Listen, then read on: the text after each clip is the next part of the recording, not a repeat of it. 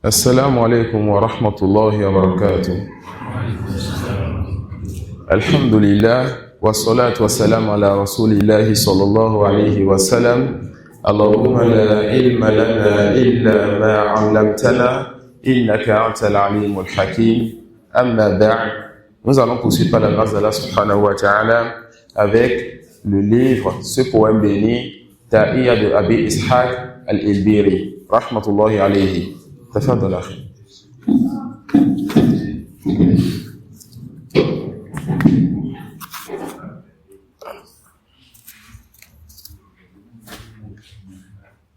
ينالك نفعه ما دمت حيا ويبقى دخوله لك إن ذهبت. نعم. L'auteur dit ينالك نفعه ما دمت حيا ويبقى ظهره لك إن ذهبت. Depuis quelques vers de poème, l'auteur a commencé par nous parler de la science et du mérite de la science. Lorsqu'il a dit rahimahullah ta'ala Aba Bakr da'utuka law ajabta ila ma fihi hafzuka in aqalta. Il dit donc à cette personne qu'il a insulté et à qui il veut donner une certaine éducation et donner le conseil, je t'appelle à quelque chose. Si tu acceptes cela, tu seras donc quoi? Tu auras pris une bonne part de ce bas monde. Tu auras pris une bonne part du bien. Il dit, ila ilmin takunu bihi imama. Je t'appelle à une science avec laquelle tu seras un imam. On a dit que l'imam qui est voulu ici, ce n'est pas que tu aies forcément une mosquée ou que tu sois devant dans la prière. Mais ce qui est voulu ici comme imam, c'est le fait qu'Allah subhanahu wa ta'ala mette dans le cœur des gens le respect pour ce que tu as comme place et comme science dans le cœur, de sorte que il dit Muta'an in nahayta wa in amarta. Lorsque tu interdis quelque chose, les gens délaissent. Lorsque tu ordonnes quelque chose, les gens ils le font. Yadlu ma bi'aynika min rashaha wa yahdika as-sabila idha dalalta. Cette science à laquelle il t'appelle, par cette science tu vas alors enlever le voile qui couvre ton cœur, afin d'avoir la clairvoyance. Par cette science, tu seras donc guidé et tu ne seras pas égaré. وَتَحْمِلُ مِنْهُ فِي نَادِيكَ تَاجًا وَيَكْسُوكَ الْجَمَالَ إِذَا اخْتَرَيْتَ. Et cette science-là sera-t-elle une couronne sur ta tête? Alors, même si tu n'as rien dans les mains, même si tu es pauvre, cette science te donnera une certaine valeur, une certaine parure, et tu seras donc parmi les gens, tel un roi qui circule. Et le poème, ou bien le vers de cette journée, il dit rahimahullah ta'ala, yanaluka naf'uhu ma dumta hayya. La science te sera bénéfique tant que tu seras vivant. La science te sera bénéfique tant que tu seras vivant.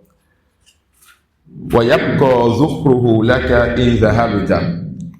Et la science te sera toujours bénéfique même si tu pars.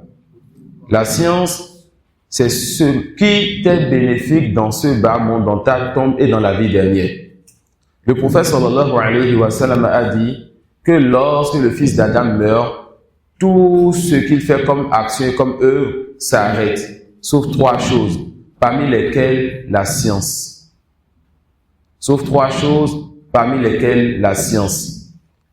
Et les savants disent qu'il se peut que lorsque tu construis un puits pour Allah, qu'il se peut que lorsque tu construis une mosquée pour Allah, qu'il se peut que lorsque tu partages des masahif, qu'il se peut que lorsque tu plantes un arbre dont profitent les animaux, les oiseaux et les hommes, de leur ombre et de leurs fruits, il se peut que lorsque tu fais ceci et cela comme sodaqat, cette chose-là s'arrête un jour. Que les gens remplacent ta mosquée par une autre mosquée plus grande ou une autre mosquée nouvelle.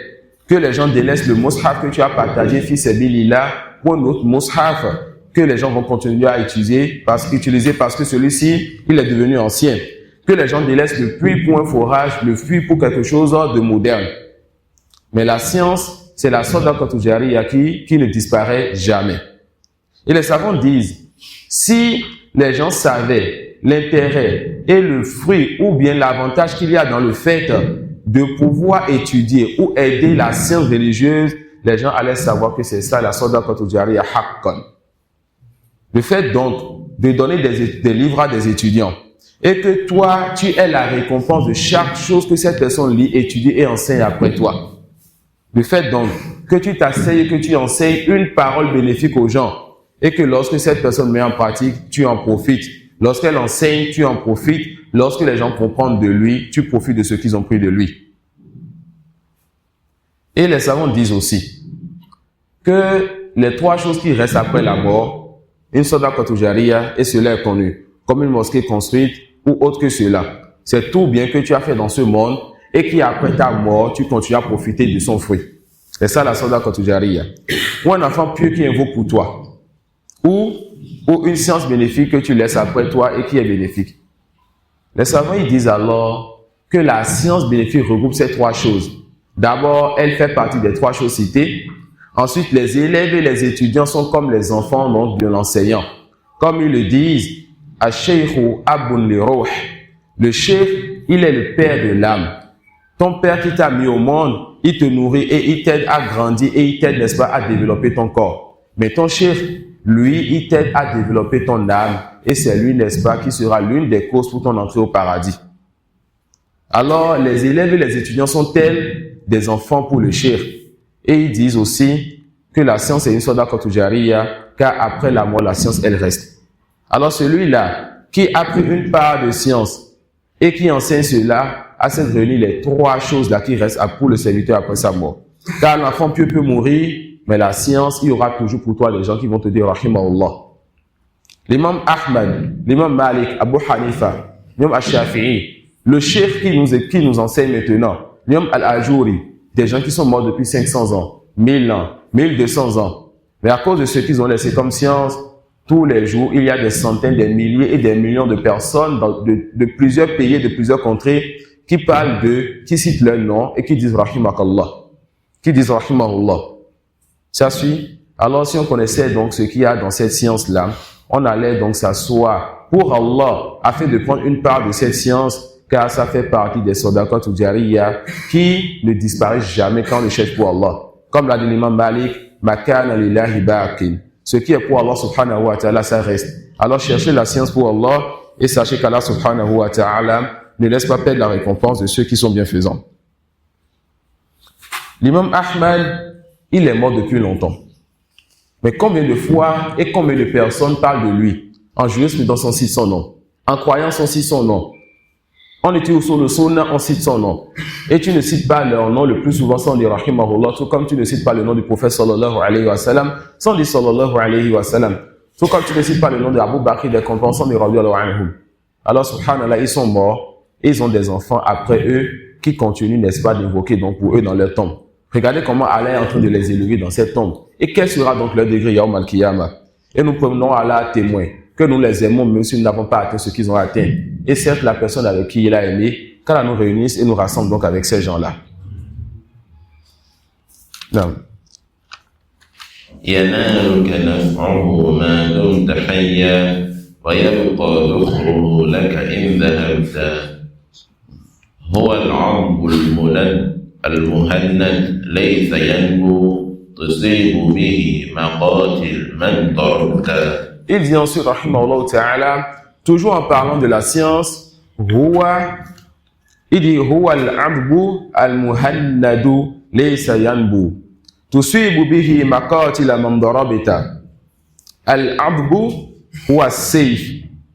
Al-muhannad al-masnun min anfasi al-hadid. Ici, il compare la science à l'épée. L'épée qui a été forgée ou fabriquée avec le fait le plus dur et le meilleur des faits. Laysa yanbu. Cette épée-là, lorsqu'on frappe avec, ça ne rate pas sa cible. C'est tranchant. Laysa yanbu, cela est tranchant. Tusibu bihi maqati man darabta. Lorsque tu tapes sur quelqu'un, tu ne tapes pas à n'importe quel endroit, tu tapes sur l'endroit qui fait mal et qui peut donc tuer cette personne-là. Pourquoi donc il compare la science à une arme ou bien à une épée? Et ça nous rappelle la part de Cheikh Moukbil. Qu'est-ce qu'il disait, rahimahullah ta'ala? Cheikh Moukbil disait souvent, tu le dis? Non. Cheikh Moukbil, il disait souvent qu'il a des armes chez lui. Machallah, un savant yémen qui dit qu'il a des armes chez lui.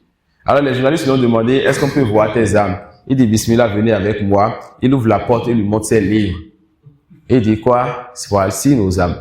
Et naam, le fait d'enseigner, le fait de dire Allah, dit le prophète a dit, Hada huwa al-jihad al-akbar.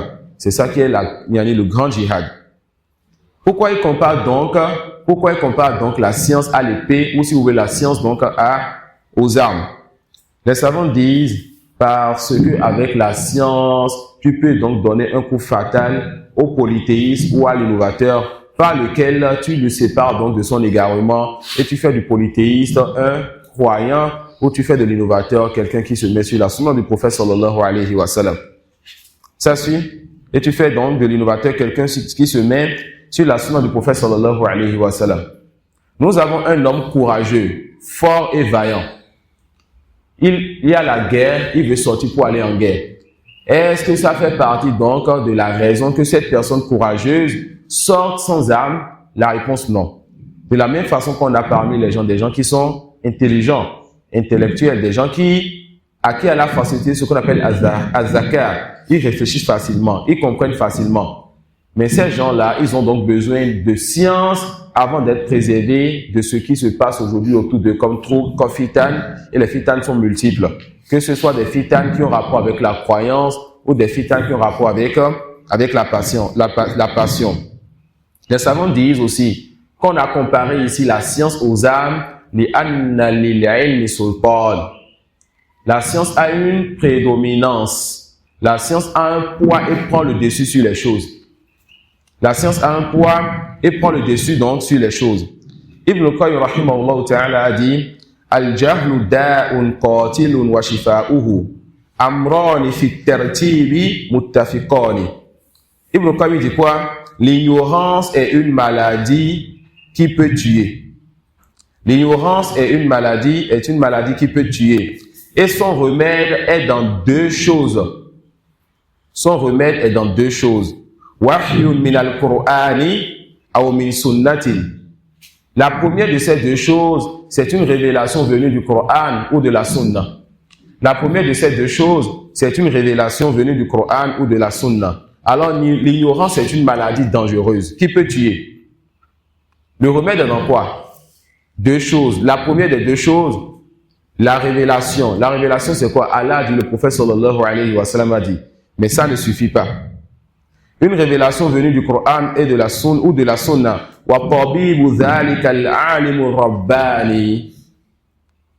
Le remède, c'est la révélation. Et le médecin, donc, qui va prendre ce remède-là et faire partie ce mal, c'est donc ce savant Rabbani. Et qui est donc un savant Rabbani? Le savant Rabbani, c'est celui-là qui enseigne les petites sciences avant les grandes sciences. Ce n'est pas celui qui viendra, tu ne sais pas nager, te dit, vas-y, plonge dans l'océan. C'est celui qui va t'enseigner les choses de base avant les grands sujets. Et quand on te dit les petites sciences, ce n'est pas comme on me l'a dit il y a cela une dizaine d'années. Qui est-ce qui enseigne donc ces choses-là à un bébé qui est en couche? Et on parle de quelque chose ici, le tawhid. Parce qu'on a vu votre frère, débutant de chez débutant, il est en train d'écouter des audios et apprend le tawhid. Marche avec Hamza Abou Ismail, avec 2 ou 3 frères qui leur parlent du tawhid et qui lui enseignent les bases de la religion. Alors des gens de sa mosquée lui ont dit, qui est-ce qui enseigne donc à ce bébé-là en couche? Quoi? Des choses comme ça.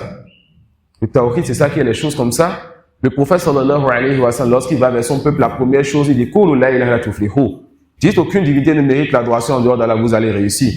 Lorsqu'il envoie Muaz vers le Yémen, il lui dit, tu vas vers un peuple qui fait partie des gens du livre. La première chose à laquelle tu les appelles, c'est d'adorer Allah sans associer. Lorsque tu vas vers un non-musulman, la première chose à laquelle tu l'appelles, c'est d'attester qu'Allah est le seul qui mérite l'adoration et que Mohammed sallallahu alayhi wa sallam est son messager. Et quand il rentre dans l'islam, tu dois maintenant lui enseigner le détail de ces choses. Et quand il apprend maintenant le détail de ces choses, vous dites qui enseigne à ce bébé en couche ces choses-là. Ça suit. Tout cela pour vous dire que les premières sciences, ça ne veut pas dire qu'il faut enseigner à la personne ce qui ne va pas apporter la division. Car celui qui dit ça voit que lorsqu'on enseigne ces choses-là à ce bébé en couche, on ne va pas ramper vers les assises où les gens ne disent pas cette réalité-là. Lorsqu'il apprend ces choses, on lui dit que la ilaha illallah, ça veut dire aucune divinité ne mérite l'adoration en dehors d'Allah.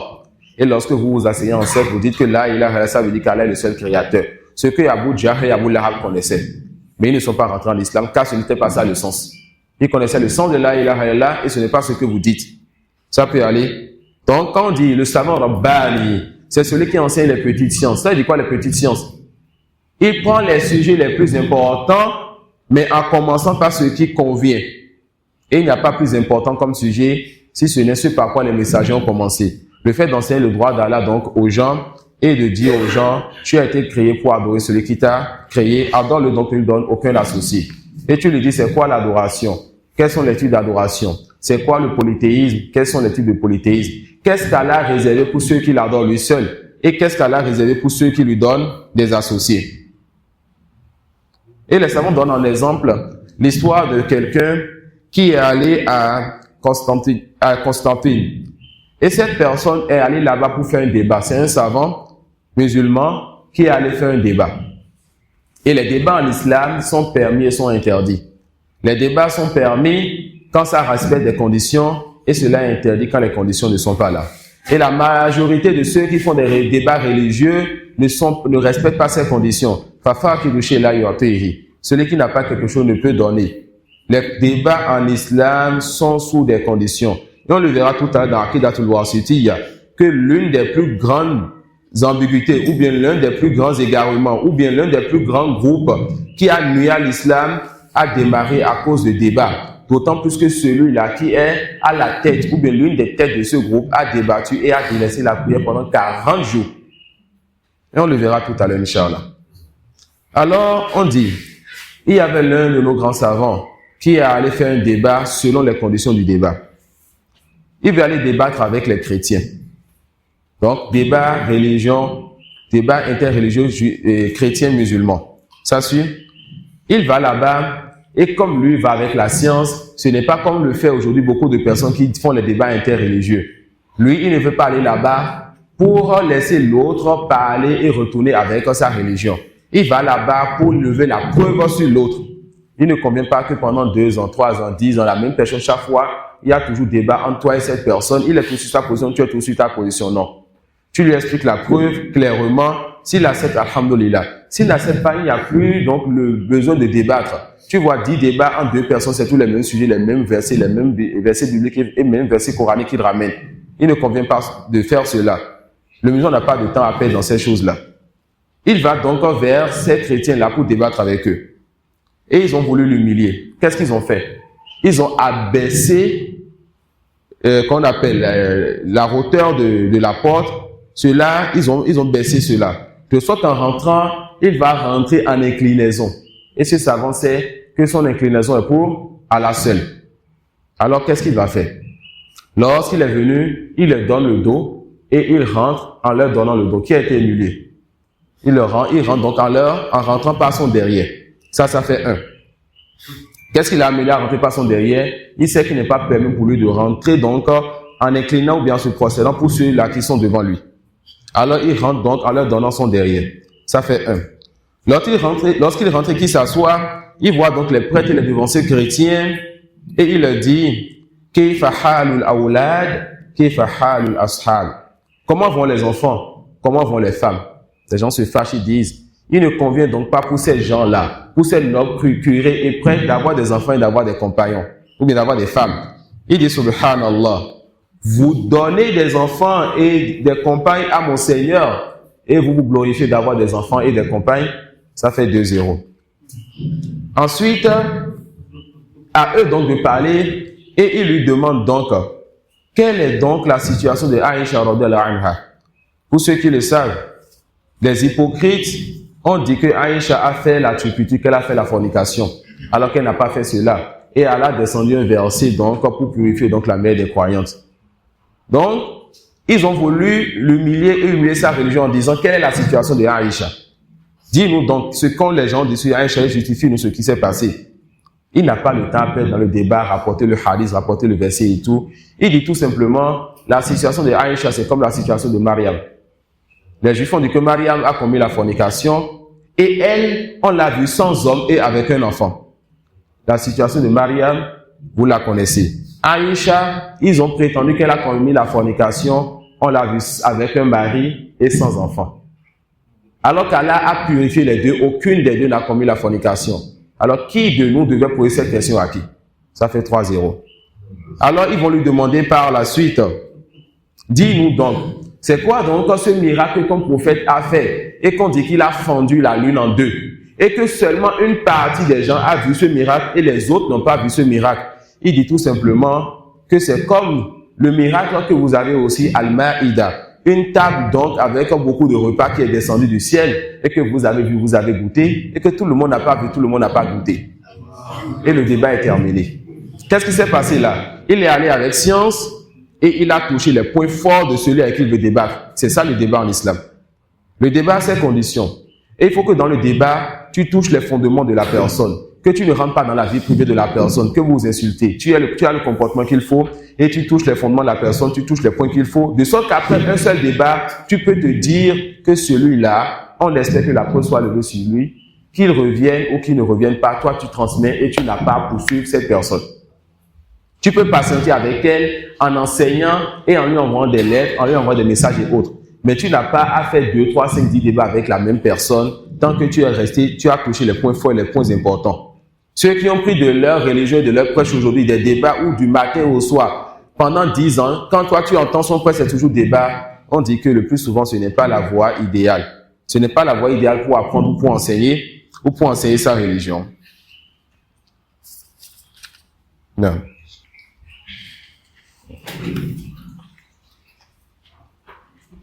وكنز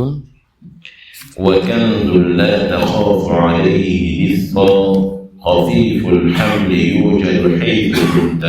Non. Il continue à décrire donc la science. Il continue à décrire la science. Et il dira que la science وكنز لا تخاف عليه إثما خفيف الحمل يوجد حيث كنت. Sachez qu'Allah vous fasse miséricorde que l'auteur fait partie des anciens. Et dans son temps, le trésor est souvent l'or ou l'argent. Et lorsque tu as le trésor et que tu veux voyager ou autre, tu mets ça, n'est-ce pas, dans un sac ou bien dans ce qui va dans ce sens et tu transportes cela. Donc on va comprendre son bête. Il dit, la science est-elle un trésor et tu n'as pas peur d'un voleur qui viendra prendre ce trésor-là. Khafiful haml. La science, tu la transportes avec aisance et facilité. Yujadu haythu kunta. Et cette science, elle est avec toi où que tu sois. Contrairement donc au trésor là, l'or ou l'argent dans leur temps, ou ce que nous avons comme bien aujourd'hui. Tu as peur qu'un voleur s'approche de cela. Tu as peur qu'on te prenne donc cela. Et le plus souvent, celui qui a des biens ne peut pas transporter tous ses biens. Et là, on ne vous parle pas, n'est-ce pas, de compte en banque qui est sur le portable ou bien de la carte. Et tout ceci est rattaché à un bien que tu as délaissé quelque part. Ça suit. Il dit que la science est ce bien-là, est ce trésor-là, qui peut être transporté partout. Tu n'as pas peur d'un voleur. Tu n'as pas peur d'un voleur. Et tu trouves cette science partout. Pourquoi? Parce que la science est dans ton cœur. Et tu transportes cette science partout. Tu la transportes aux toilettes, tu la transportes dans les endroits où il y a du monde. Tu n'as pas peur qu'on te vole cette science-là. Tu la transportes avec aisance. On te réveille, la science, elle est avec toi. On te réveille, la science, elle est avec toi. Non. Il dit, Yazidou, non? يزيد بكثرة الإنفاق منه وينقص إن به كف شددت. Non. Avant d'expliquer ce bait, l'auteur vient de nous parler de la science et de l'argent, de la science et des biens. Il nous a montré que la science, on peut transporter ça partout, mais les biens les plus précieux, on ne peut pas transporter ça partout. La science est facile et léger et tu as de l'aisance à transporter cela. La science, tu n'as pas peur qu'on te le vole, contrairement donc au bien. Parmi les choses que les savants citent pour montrer la différence entre les biens et surtout l'argent et la science, ils disent al-ilmu mirathul anbiya wal ma'u mirathul muluki wal aghniya. La science est l'héritage des prophètes, alors que l'argent est l'héritage des rois ou dirigeants et des riches. La science est l'héritage de qui? Des prophètes. L'argent, c'est l'héritage de qui? Des dirigeants et des riches. Al-ilmu kanzun. Et d'abord, comprenons d'abord la différence qu'on est en train de monter ici. On n'est pas en train de montrer que l'argent et les biens sont haram. Ça suit? Mais on est en train de montrer que lorsqu'on fait une comparaison entre l'argent et la science, aucun doute que la science est meilleure que l'argent. Pour celui qui a cherché cette science-là, sincèrement pour Allah. Il dit al-ilmu kanzun yahrusu sahibahu wal malu kanzun yahrusuhu sahibuhu. Il dit la science est un trésor qui prend soin et qui surveille et qui prend garde, n'est-ce pas, de son compagnon. La science te protège. Mais l'argent, c'est toi qui le protège. La science te surveille. Mais l'argent, c'est toi qui le surveille. Il dit al-ilmu yazdadu bil bazli wal malu yanqusu bil bazli ma lam yakun fi sabilillah. La science augmente lorsque tu la dépenses, alors que l'argent diminue lorsque tu la dépenses, sauf l'argent qui a été dépensé sur le chantier d'Allah. La science augmente lorsque tu la dépenses et l'argent diminue lorsque tu la dépenses, sauf l'argent dépensé sur le chantier d'Allah subhanahu wa ta'ala. Et quatrième dernière chose que notre chef Moustapha Hafizullah ta'ala, il a cité pour montrer la différence entre l'argent et la science. Al-ilmu la yahsulu illa liman arada Allahu azza wa jalla bihi khayra wal malu yahsulu lil baghi wal fajir. La science l'obtient que celui à qui Allah veut du bien, alors que l'argent peut l'avoir le pieux comme le pervers. Le prophète sallallahu alayhi wa sallam, il a dit quoi?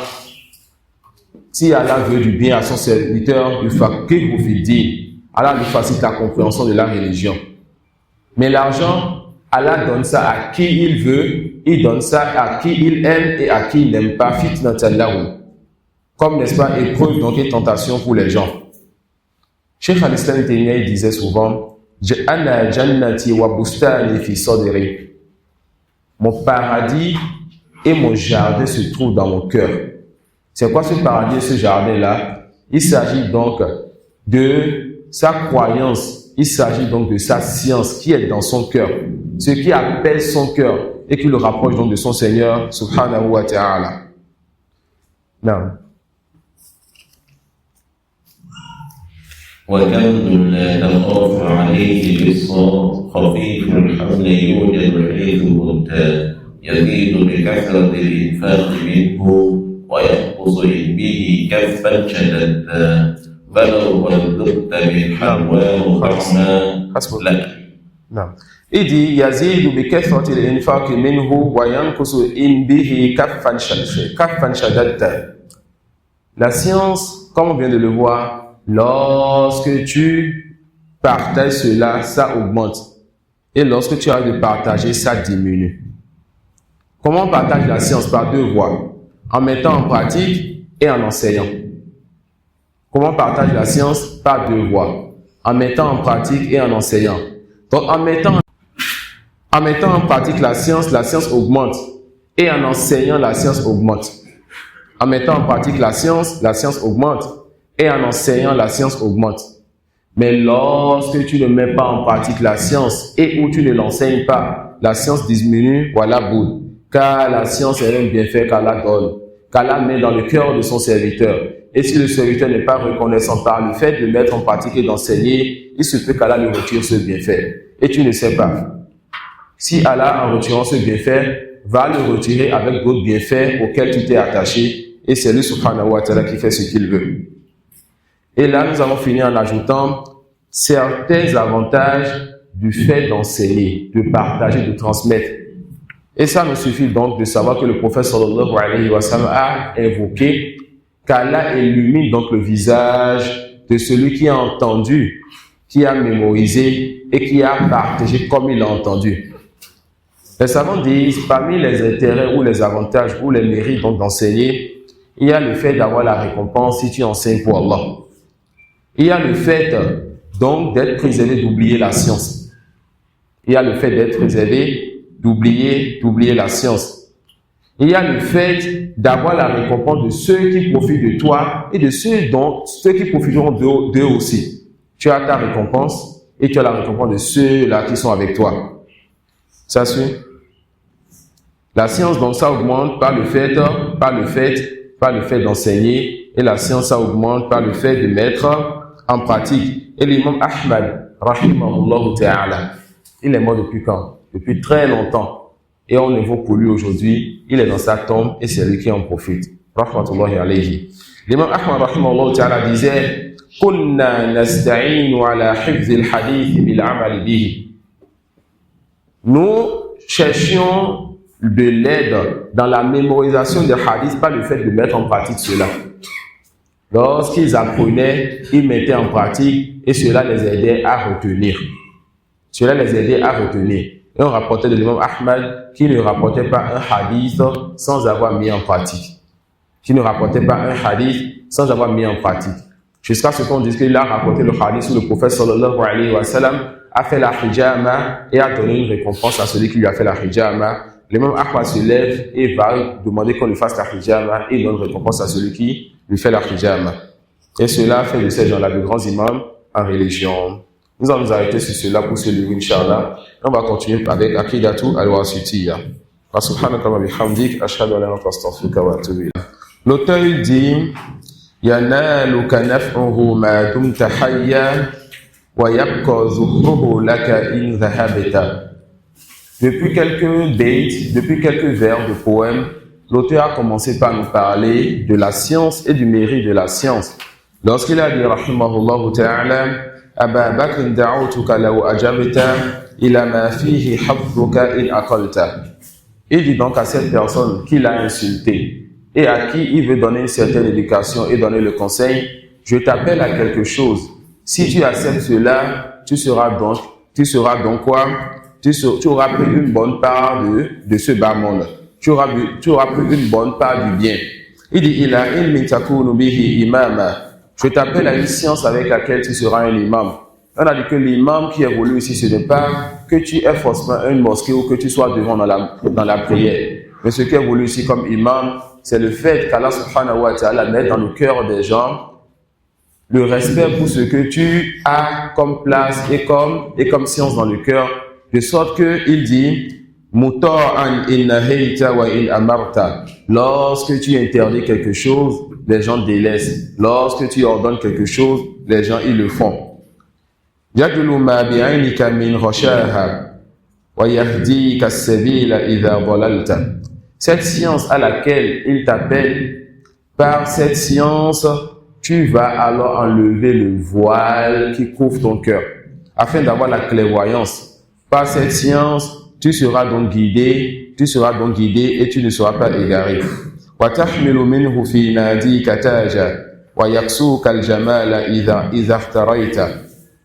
Et cette science-là sera telle une couronne sur ta tête, alors même si tu n'as rien dans les mains, même si tu es pauvre, cette science te donnera une certaine valeur, une certaine parure, et tu seras donc parmi les gens, tel un roi qui circule.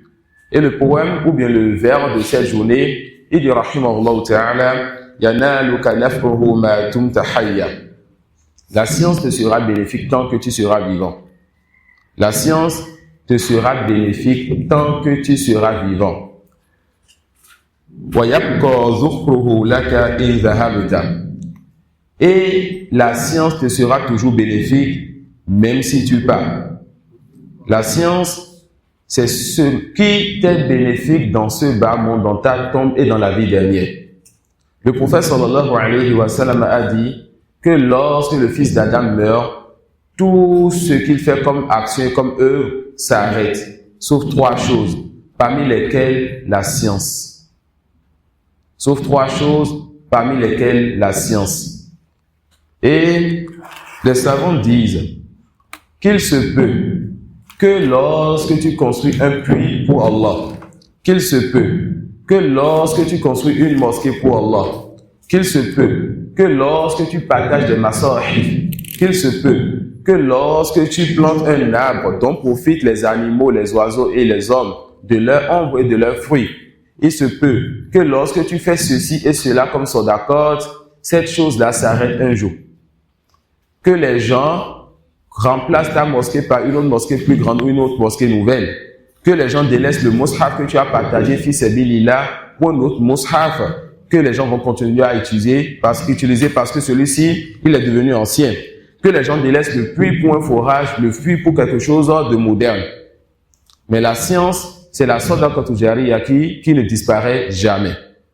Et les savants disent, si les gens savaient l'intérêt et le fruit ou bien l'avantage qu'il y a dans le fait de pouvoir étudier ou aider la science religieuse, les gens allaient savoir que c'est ça la sadaqatul jariya haqqan. Le fait donc de donner des livres à des étudiants et que toi, tu aies la récompense de chaque chose que cette personne lit, étudie et enseigne après toi.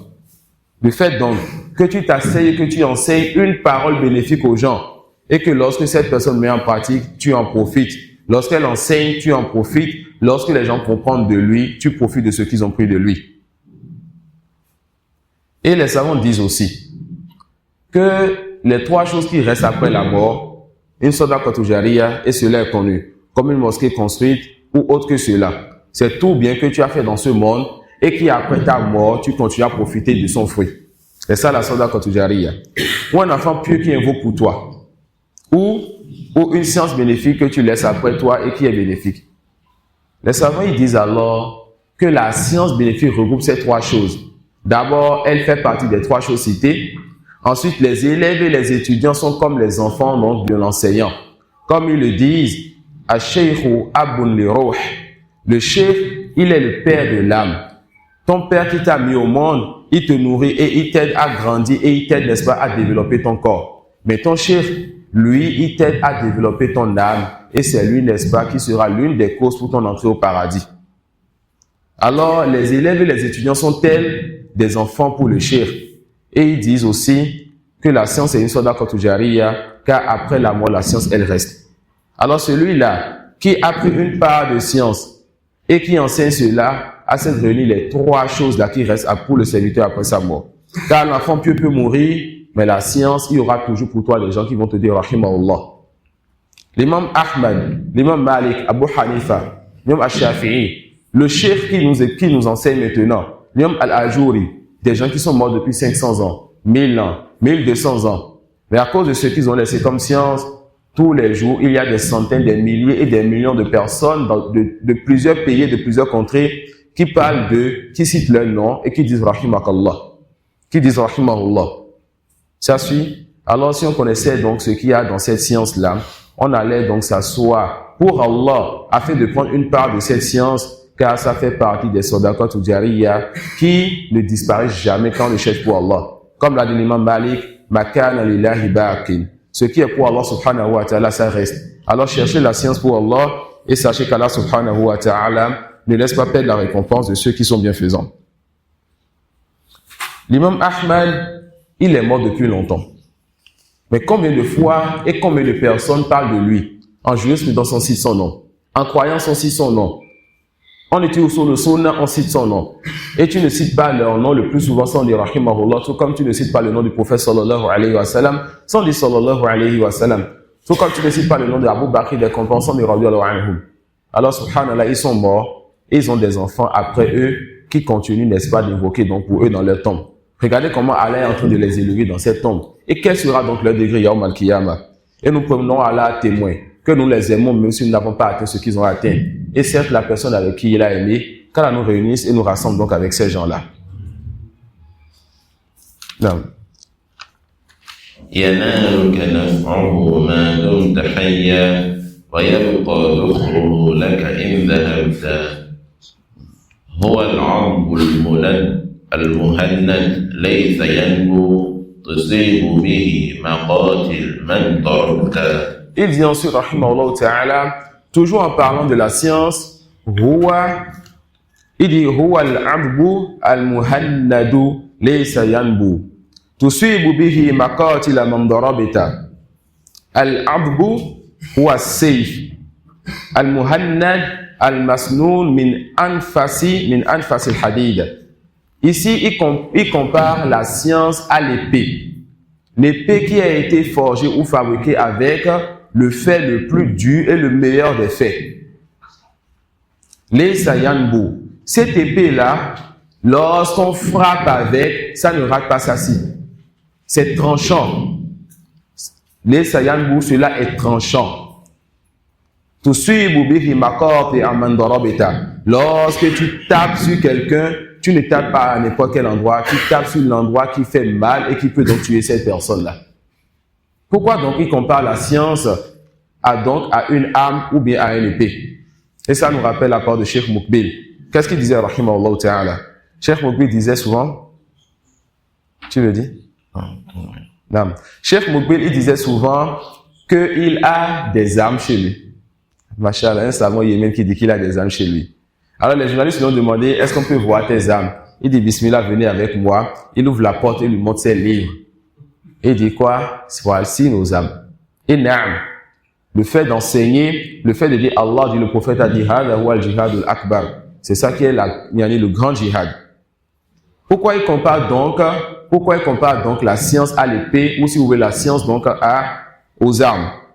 Les savants disent, parce que avec la science, tu peux donc donner un coup fatal au polythéisme ou à l'innovateur par lequel tu le sépares donc de son égarement et tu fais du polythéiste un croyant ou tu fais de l'innovateur quelqu'un qui se met sur la sunna du prophète sallallahu alayhi wa sallam.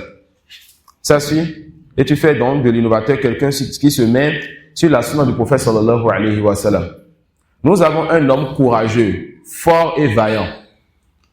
Il y a la guerre, il veut sortir pour aller en guerre. Est-ce que ça fait partie donc de la raison que cette personne courageuse sorte sans armes? La réponse non. De la même façon qu'on a parmi les gens des gens qui sont intelligents, intellectuels, des gens à qui a la facilité, ce qu'on appelle az-zakar. Ils réfléchissent facilement, ils comprennent facilement. Mais ces gens-là, ils ont donc besoin de science avant d'être préservés de ce qui se passe aujourd'hui autour d'eux comme fitanes, et les fitanes sont multiples. Que ce soit des fitanes qui ont rapport avec la croyance ou des fitanes qui ont rapport avec la passion. Les savants disent aussi qu'on a comparé ici la science aux armes, la science a une prédominance. La science a un poids et prend le dessus sur les choses. La science a un poids et prend le dessus donc sur les choses.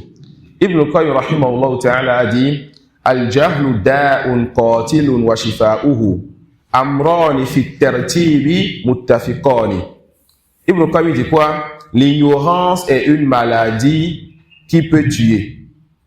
L'ignorance est une maladie qui peut tuer. Et son remède est dans deux choses. Son remède est dans deux choses. Wahyun min al-Qur'ani aw min sunnatin. La première de ces deux choses, c'est une révélation venue du Coran ou de la Sunna. La première de ces deux choses, c'est une révélation venue du Coran ou de la Sunna. Alors, l'ignorance est une maladie dangereuse qui peut tuer. Le remède est dans quoi? Deux choses. La première des deux choses, la révélation. La révélation, c'est quoi? Allah dit, le prophète sallallahu alayhi wa sallam a dit. Mais ça ne suffit pas.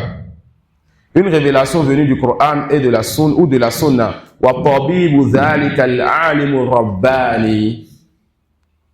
Le remède, c'est la révélation.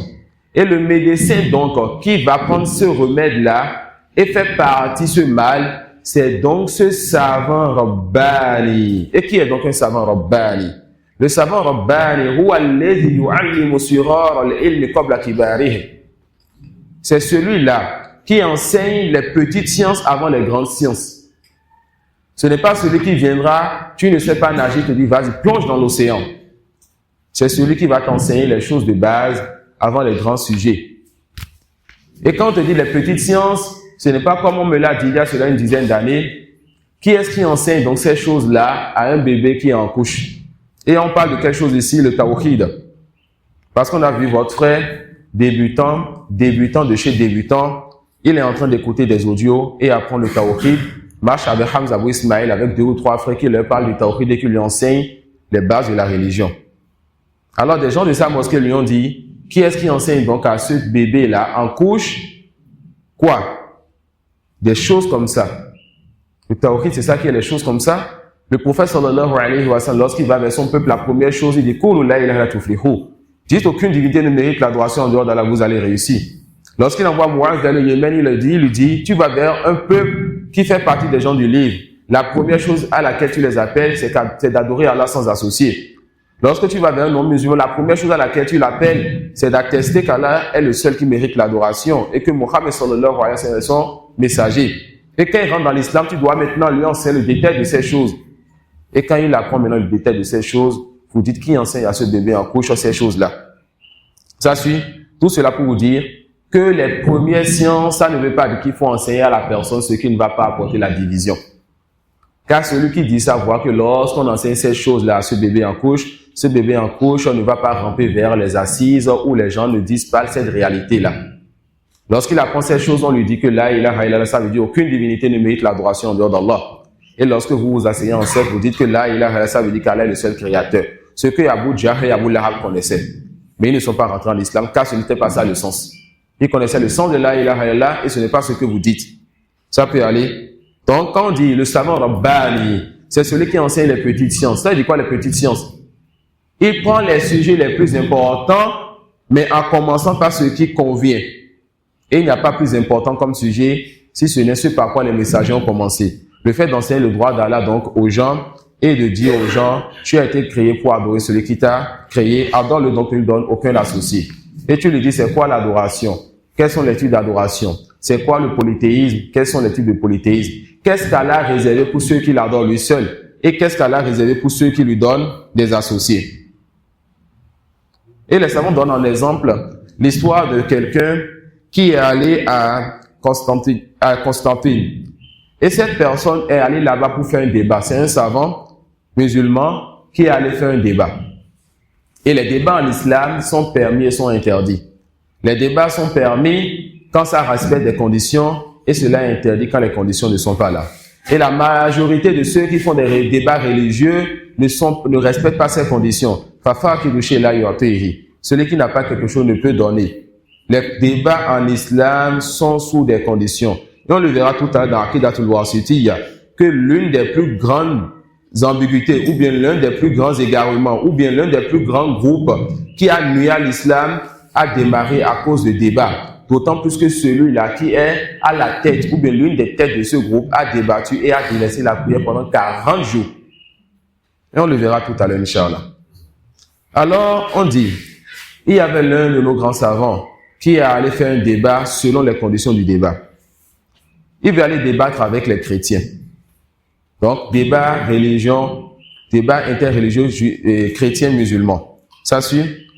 Il va là-bas et comme lui va avec la science, ce n'est pas comme le fait aujourd'hui beaucoup de personnes qui font les débats interreligieux. Lui, il ne veut pas aller là-bas pour laisser l'autre parler et retourner avec sa religion. Il va là-bas pour lever la preuve sur l'autre.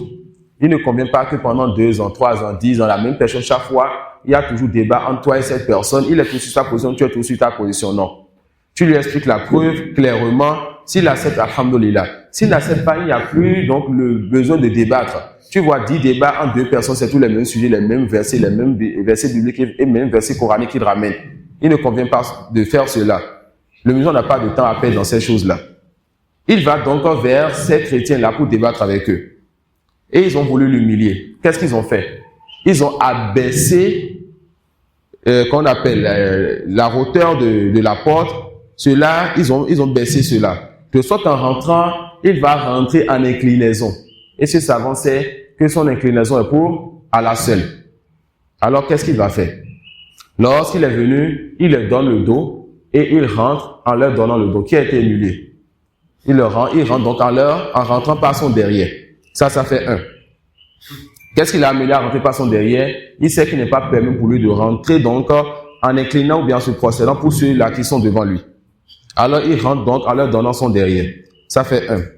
Lorsqu'il rentre et qu'il s'assoit, il voit donc les prêtres et les devanciers chrétiens et il leur dit, كيف حال الأولاد كيف حال الأصحاب. Comment vont les enfants? Comment vont les femmes? Les gens se fâchent, ils disent, il ne convient donc pas pour ces gens-là, pour ces nobles curés et prêtres d'avoir des enfants et d'avoir des compagnons, ou bien d'avoir des femmes. Il dit, subhanallah, vous donnez des enfants et des compagnes à mon Seigneur et vous vous glorifiez d'avoir des enfants et des compagnes, ça fait 2-0.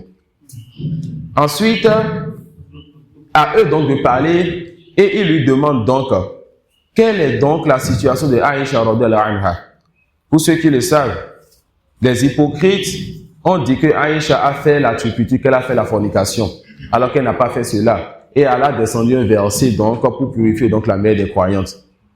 Donc, ils ont voulu l'humilier et humilier sa religion en disant quelle est la situation de Aïcha. Dis-nous donc ce qu'ont les gens dit sur Aïcha et justifie-nous ce qui s'est passé. Il n'a pas le temps après dans le débat, rapporter le hadith, rapporter le verset et tout. Il dit tout simplement, la situation de Aïcha, c'est comme la situation de Mariam. Les Juifs ont dit que Mariam a commis la fornication et elle, on l'a vue sans homme et avec un enfant. La situation de Mariam, vous la connaissez. Aïcha, ils ont prétendu qu'elle a commis la fornication, on l'a vue avec un mari et sans enfant. Alors qu'Allah a purifié les deux, aucune des deux n'a commis la fornication. Alors, qui de nous devait poser cette question à qui? Ça fait 3-0. Alors, ils vont lui demander par la suite, dis-nous donc, c'est quoi donc ce miracle que ton prophète a fait et qu'on dit qu'il a fendu la lune en deux et que seulement une partie des gens a vu ce miracle et les autres n'ont pas vu ce miracle? Il dit tout simplement que c'est comme le miracle que vous avez aussi Al-Ma'ida. Une table donc avec beaucoup de repas qui est descendu du ciel et que vous avez vu, vous avez goûté et que tout le monde n'a pas vu, tout le monde n'a pas goûté. Et le débat est terminé. Qu'est-ce qui s'est passé là? Il est allé avec science et il a touché les points forts de celui avec qui il veut débattre. C'est ça le débat en islam. Le débat a ses conditions. Et il faut que dans le débat, tu touches les fondements de la personne. Que tu ne rentres pas dans la vie privée de la personne, que vous insultez. Tu as le comportement qu'il faut et tu touches les fondements de la personne, tu touches les points qu'il faut. De sorte qu'après un seul débat, tu peux te dire que celui-là, on espère que la preuve soit levée sur lui, qu'il revienne ou qu'il ne revienne pas. Toi, tu transmets et tu n'as pas à poursuivre cette personne. Tu peux patienter avec elle en enseignant et en lui envoyant des lettres, en lui envoyant des messages et autres. Mais tu n'as pas à faire 2, 3, 5, 10 débats avec la même personne tant que tu es resté, tu as touché les points forts et les points importants. Ceux qui ont pris de leur religion et de leur prêche aujourd'hui des débats où du matin au soir, pendant 10 ans, quand toi tu entends son prêche, c'est toujours débat, on dit que le plus souvent ce n'est pas la voie idéale. Ce n'est pas la voie idéale pour apprendre ou pour enseigner sa religion. Non.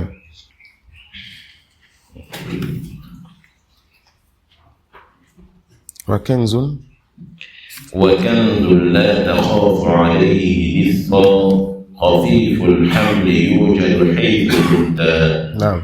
Il continue à décrire donc la science. Il continue à décrire la science. Et il dira que la science huwa kanzun la takhafu alayhi lis-sa khafiful hamli yujadu haythu kunta.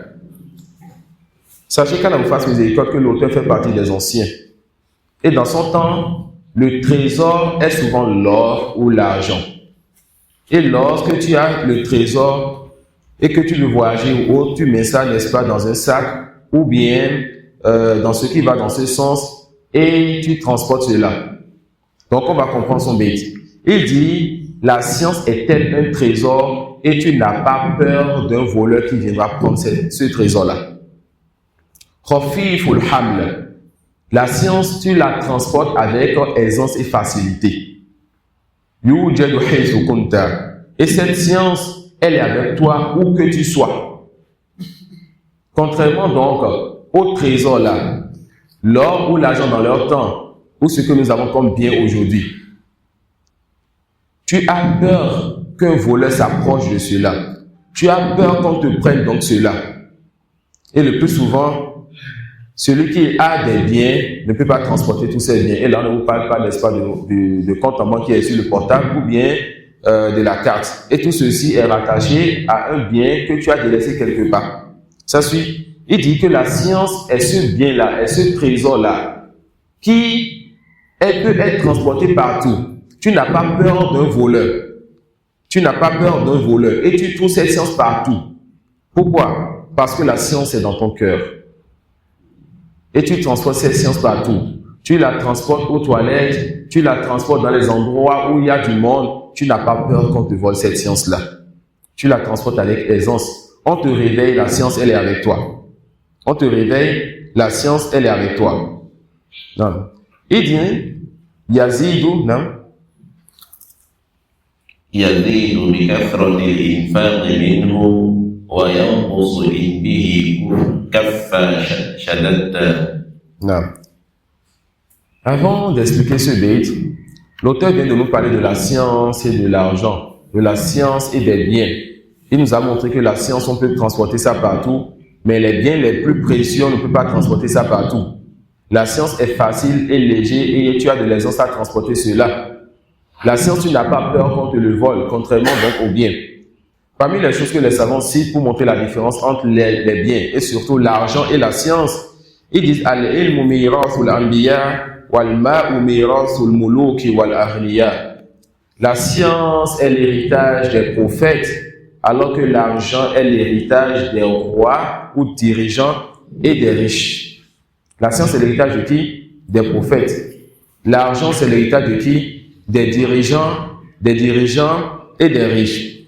Al-ilmu kanzun. Et d'abord, comprenons d'abord la différence qu'on est en train de monter ici. On n'est pas en train de montrer que l'argent est bien sans haram. Ça suit? Mais on est en train de montrer que lorsqu'on fait une comparaison entre l'argent et la science, aucun doute que la science est meilleure que l'argent. Pour celui qui a cherché cette science-là, sincèrement pour Allah. Il dit al-ilmu kanzun yahrusu sahibahu wal malu kanzun yahrusuhu sahibuhu. Il dit la science est un trésor qui prend soin et qui surveille et qui prend garde, n'est-ce pas, de son compagnon. La science te protège. Mais l'argent, c'est toi qui le protèges. La science te surveille, mais l'argent, c'est toi qui le surveille. Il dit al-ilmu yazdadu bil-bazli wal-malu yanqusu bil-bazli ma lam yakun fi sabilillah. La science augmente lorsque tu la dépenses, alors que l'argent diminue lorsque tu la dépenses, sauf l'argent qui a été dépensé sur le chantier d'Allah. La science augmente lorsque tu la dépenses et l'argent diminue lorsque tu la dépenses, sauf l'argent dépensé sur le chantier d'Allah subhanahu wa ta'ala. Et quatrième dernière chose que notre chef Mustafa Hafiz Allah ta'ala, il a cité pour montrer la différence entre l'argent et la science. Al-ilmu la yahsulu illa liman arada Allahu azza wa jalla bihi khayra. Wal-malu yahsulu lil-barri wal-fajir. La science l'obtient que celui à qui Allah veut du bien. Alors que l'argent peut l'avoir le pieux comme le pervers. Le prophète sallallahu alayhi wa sallam, il a dit quoi? Si Allah veut du bien à son serviteur, Allah lui facilite la compréhension de la religion. Mais l'argent, Allah donne ça à qui il veut, il donne ça à qui il aime et à qui il n'aime pas. Comme, n'est-ce pas, épreuve, donc et tentation pour les gens. Cheikh al-Islam il disait souvent, Ana jannati wa bustani fi sadri. Mon paradis et mon jardin se trouvent dans mon cœur. C'est quoi ce paradis et ce jardin-là? Il s'agit donc de sa croyance, il s'agit donc de sa science qui est dans son cœur, ce qui appelle son cœur et qui le rapproche donc de son Seigneur, subhanahu wa ta'ala. Non. وكنز لا تخاف عليه لصا خفيف الحمل يوجد حيث ممتاز يزيد بكثرة الإنفاق منه وينقص إن به كفا شددا فلو وزدت من حلوان طعما لك. نعم. Il dit يزيد بكثرة الإنفاق منه وينقص إن به كفا شددا. La science, comme on vient de le voir, lorsque tu partages cela, ça augmente. Et lorsque tu arrêtes de partager, ça diminue. Comment on partage la science? Par deux voies. en mettant en pratique et en enseignant. Comment on partage la science? Par deux voies. En mettant en pratique et en enseignant. Donc, en mettant en pratique la science augmente. Et en enseignant, la science augmente. En mettant en pratique la science augmente. Et en enseignant, la science augmente. Mais lorsque tu ne mets pas en pratique la science et où tu ne l'enseignes pas, la science diminue, voilà boule. Car la science est un bienfait qu'Allah donne, qu'Allah met dans le cœur de son serviteur. Et si le serviteur n'est pas reconnaissant par le fait de mettre en pratique et d'enseigner, il se peut qu'Allah lui retire ce bienfait. Et tu ne sais pas. Si Allah, en retirant ce bienfait, va le retirer avec d'autres bienfaits auxquels tu t'es attaché, et c'est lui, subhanahu wa ta'ala, qui fait ce qu'il veut. Et là, nous avons fini en ajoutant certains avantages du fait d'enseigner, de partager, de transmettre. Et ça nous suffit donc de savoir que le prophète sallallahu alayhi wa sallam a invoqué qu'Allah illumine donc le visage de celui qui a entendu, qui a mémorisé et qui a partagé comme il a entendu. Les savants disent, parmi les intérêts ou les avantages ou les mérites donc d'enseigner, il y a le fait d'avoir la récompense si tu enseignes pour Allah. Il y a le fait donc d'être préservé d'oublier la science. Il y a le fait d'être préservé d'oublier la science. Il y a le fait d'avoir la récompense de ceux qui profitent de toi et de ceux qui profiteront d'eux aussi. Tu as ta récompense et tu as la récompense de ceux-là qui sont avec toi. Ça suit? La science, donc, ça augmente par le fait d'enseigner, et la science, ça augmente par le fait de mettre en pratique. Et l'imam Ahmad, rahimahullah ta'ala, il est mort depuis quand? Depuis très longtemps. Et on évoque pour lui aujourd'hui, il est dans sa tombe et c'est lui qui en profite. Rahmatullahi alayhi. L'imam Ahmad, rahimahullah ta'ala, disait, Kunna nasta'inu ala hifzil hadith bil amal bihi.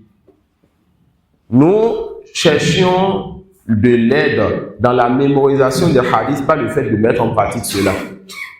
Lorsqu'ils apprenaient, ils mettaient en pratique et cela les aidait à retenir. Et on rapportait de l'imam Ahmad qui ne rapportait pas un hadith sans avoir mis en pratique. Jusqu'à ce qu'on dise qu'il a rapporté le hadith où le prophète sallallahu alayhi wa sallam a fait la hijama et a donné une récompense à celui qui lui a fait la hijama. L'imam Ahmad se lève et va demander qu'on lui fasse la hijama et donne récompense à celui qui lui fait la hijama. Et cela fait de ces gens-là de grands imams en religion. Nous allons nous arrêter sur cela pour ce livre, Inch'Allah. On va continuer avec Aqidatu al-Wasitiyya. Subhanaka wa bihamdik, ashhadu an la ilaha illa anta astaghfiruka wa atubu ilayk.